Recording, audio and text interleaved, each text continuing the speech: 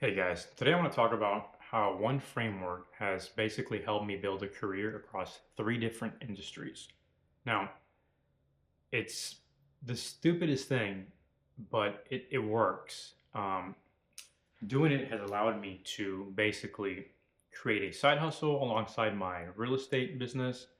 It allowed me to go and lead my own team of cyber analysts in my old job and then also create a SaaS with no engineering experience. So, three different industries, one framework, and it's so simple, you'll realize you can do it too. And it really all just comes down to breaking down systems. There's this quote from the book, The Beginning of Infinity by David Deutsch, and it goes, this increasingly intimate connection between explaining the world and controlling it is no accident. Which, I mean, it's like magic is a system that you just don't know how to take apart yet, right? And there's this misconception that the people who are ahead of you are just smarter than you within anything you do. And that's generally not the case. You'd be surprised how quickly you can go in and change your domain when you can understand first principles and the systems within that domain, and you realize, oh, it's the system isn't, once you understand the system, everything else just falls into place. It doesn't help thinking everybody is miles ahead of you. Trust me, it's a lot of times it's not as hard as people want to make it out to be. It's just a way to kind of keep competition down. It's like a facade when it really isn't that hard. And what I mean is like you only need a high level of knowledge to do a lot of the things within it. Like almost, it's like that 80-20 rule where 80% of the work or 20%, like 80% of what you need is like out there already. And that 20% is at like that mastery level. A lot of times that 80% is just baseline. You can get 80% of the project done without as much as you think you do. Simple example. My father-in-law gave us a plan for the house. Normally, I hate dealing with plants because I don't know how to take care of them. Or at least in this case, I didn't know how to take care of them. Then one day I realized, okay, fuck it, I'm tired of this. So I took a picture of the plant, uploaded it to Claude, and then I got it to tell me how to take care of this plant. And what it said was so silly. A lot of sun, and then in this plant, or in this case for this plant specifically, is that it actually runs better, or runs, it's not a car, but it's better for you to water it less than usual. So you water it once, let it get real dry on the soil, and then you go again. And that's it. So a lot of sun, not so much water. Then immediately after, every day, I go down and I try to make sure it gets the best sunlight, and I check the soil. And now I know exactly what it takes. And then I came to the conclusion that I don't actually hate plants. I just didn't know how to take care of them, so I just didn't want to deal with it. And I think that's what most people do is when they don't understand something, they just resort to this like, oh yeah, I don't like that, I don't do that.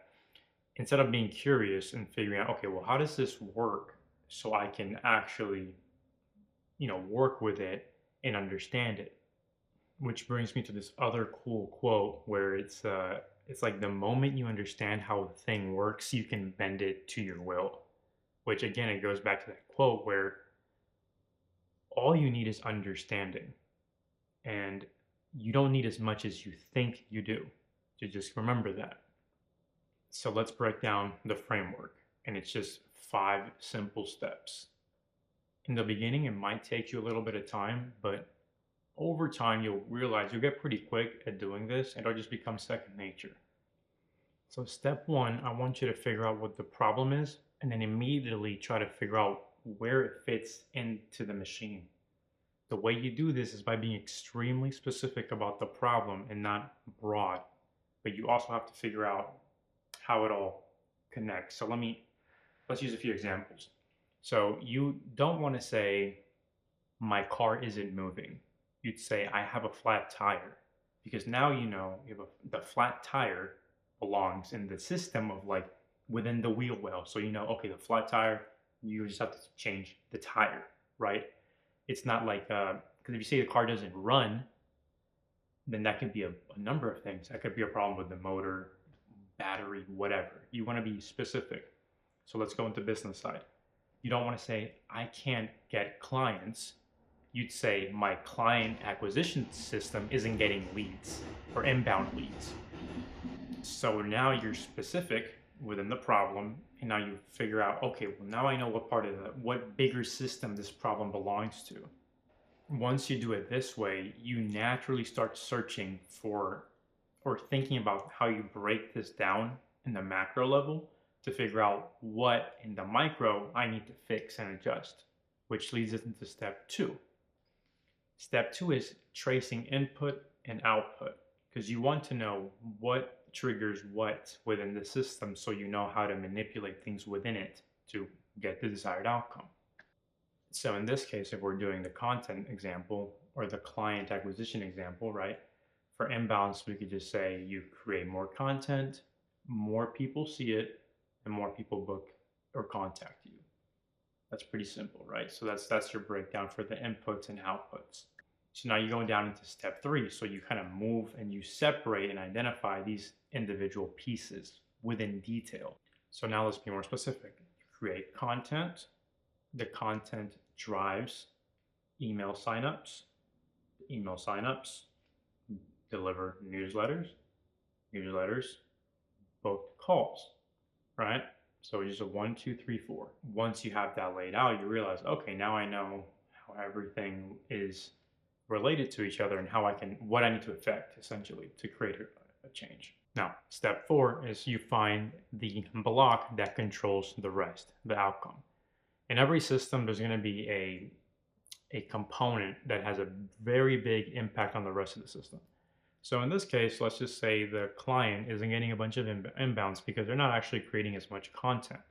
So in this case, it doesn't matter how good your newsletter is or your email signups. If you're not even creating any content, then none of these things can continue to work. So in this case, content is the driver that you're looking for. That's the block that you need to identify as the problem one in this case. Step 5 is you pull that lever first. You do not mess with the whole system at once. You just find that one component that drives the most change, and then you make a small tweak. That's it. You just make a small change, watch the output change, and then if it changes in the way you want it, then you just, again, you keep making adjustments, but you're not going to change everything at once. You're going to see what drives the most impact with a small adjustment, and then you just keep doing that. And you just repeat that cycle, and then you realize what needs fixed when. Because the problem now might not be the same problem later, right? So that's all it takes. So within the content example, within this client lead system, if they're not making content, then again, content would be the driving thing they need to focus on, because that's what's going to drive everything else. So they need to make content, period. It wouldn't matter how they make it or the quality, they just need to make some. And then once they start making some, they get feedback, and then they can continue making adjustments to that as they go, but not before. Okay, so to recap, you have the step 1 is that problem, how that specific problem connects to the rest of the machine. Step 2, you trace input and output so you can understand the pieces within the system. Step 3 is you block out the moving parts so you can now get more specific and see what does what within the system. Step 4 is you identify the part that's controlling the rest, or namely the one that's probably causing the most issues for you. Then step 5, you mess with the one block that's stopping your progress or causing you the most issues, and you make small adjustments to it, monitor the output, and you keep doing that as a cycle. You keep repeating that step by step until you get the desired outcome. And that's all it is to it. That's exactly how you break down your system. A few things to keep in mind is that you don't want to waste prior knowledge. Sometimes what helped you there could possibly help you here. It just might be not exactly, but concepts could definitely transfer over in different fields. You just have to know how to apply them.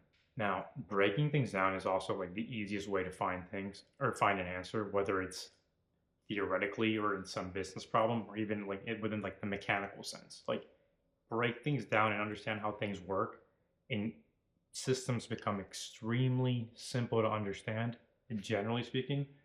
And at that point, they become pretty easy to fix because, again, it's just okay, what caused what? This is the end state, this is the end state, or this is the start state, this is the end state. What happens in between? Oh, it's just one, two, three, four. Okay, I'm stuck at three. Fix three, four, five come up, and you're good to go. So don't overcomplicate things. Don't think that you need to have these in-depth levels of understanding to fix things.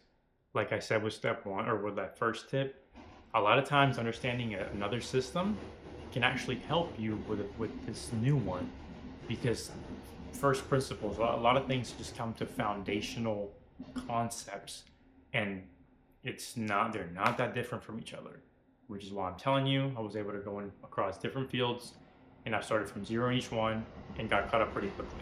And if you get stuck, draw it out. I'm telling you, whether it's, again, I'm gonna sound like a broken record, whether it's a system, a theory, a physical problem, like drawing things out. That's why we have schematics for troubleshooting.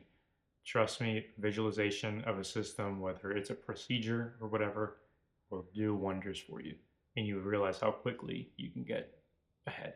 And I know we're at a time where things are moving quickly, and it seems like learning new things is actually kind of difficult, but a lot of times, like the I can't learn X because of Y is a cope.